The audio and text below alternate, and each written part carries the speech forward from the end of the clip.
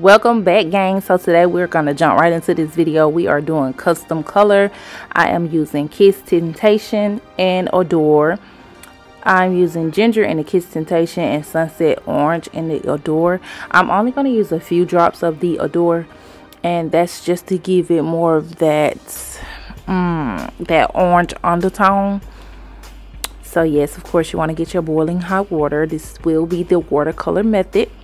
I'm not going to really talk. I'm just going to let you guys watch me, but be careful with this hot water because you can burn yourself, because I did in this video. So yeah. Honestly, with watercolor method, in my personal opinion, if you're not trying to get the color as vibrant, I would just go little by little. Otherwise, go for a squirt, squirt all up in there, baby.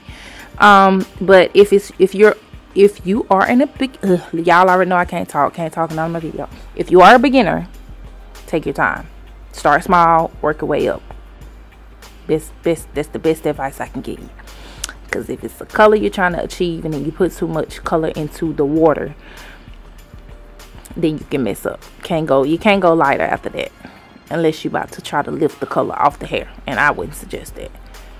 I burnt myself, as you can see. But also the amount of water determines the color as well. So if you have a lot of water and a little color, that would determine how vibrant it is as well. As you can see, my container is small, so yeah. But like I said, I won't keep talking. Y'all see the color coming through, it's pushing, so I'm gonna add a little bit more. But just keep watching. I don't add as much sunset, like I said, just a couple of drops as I go. But give and take, do it as you please. But if you're trying to get this exact color, then I say follow the steps in this video. And if you are watching and you made it to this point, sis, go ahead and subscribe, because I got more tea and more videos coming for you, baby.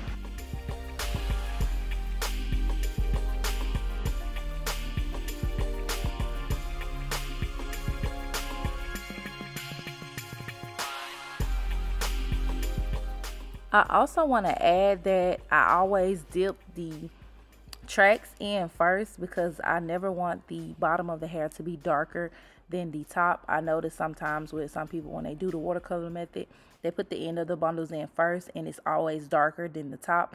So I tend to do my tracks first just to avoid that, and I think that it comes out perfect every time.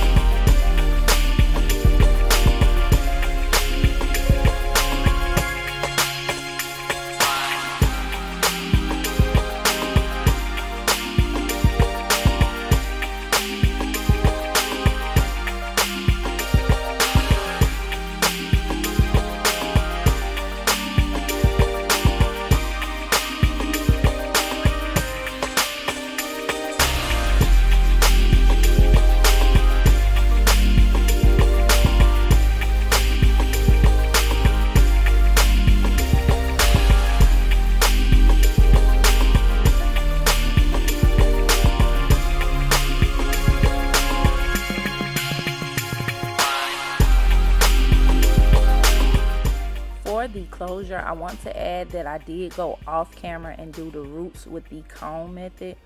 I find that this is a little bit more helpful for me, especially when I'm trying to keep some of the blonde pieces separate from the hair that I'm coloring. So actually, I want to say that I only did the roots around the blonde pieces, and I'm going to dip the rest of the knots in the water, and you'll see here. But you definitely don't want to get that blonde piece, no color on that blonde piece at all. So take your time with this. And I was doing like a deep conditioning on my hair, and so y'all see my little twist peeping in the video. Excuse her, because she just disrespectful, honey. But you do want to kind of comb the hair through just to make sure it is getting each and every strand, and just continue to dip as much as you feel you need to. Like I said, it's at your own discretion, but it's looking amazing. Take your time, because baby, that blonde will get hit real quick. Ooh, slow-mo, slow-mo, slow-mo. Wait for it. Okay, shut up there.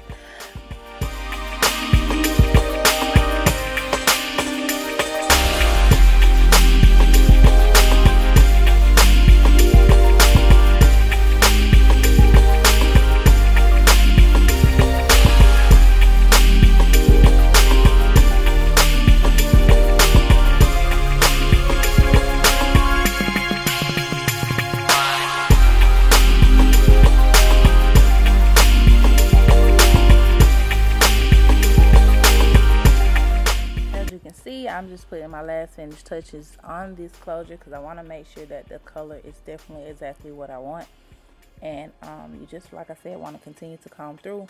I want to say thank you guys for watching this video, and if it was helpful to you, please leave a comment down below. I will show you the bundles after they have dried to see the exact color towards the end of this video. Like I said, don't forget to like, comment, and subscribe. And thank you, gang, for watching this video. So if you are new, like I said, don't forget to join the gang. LWT gang, we out.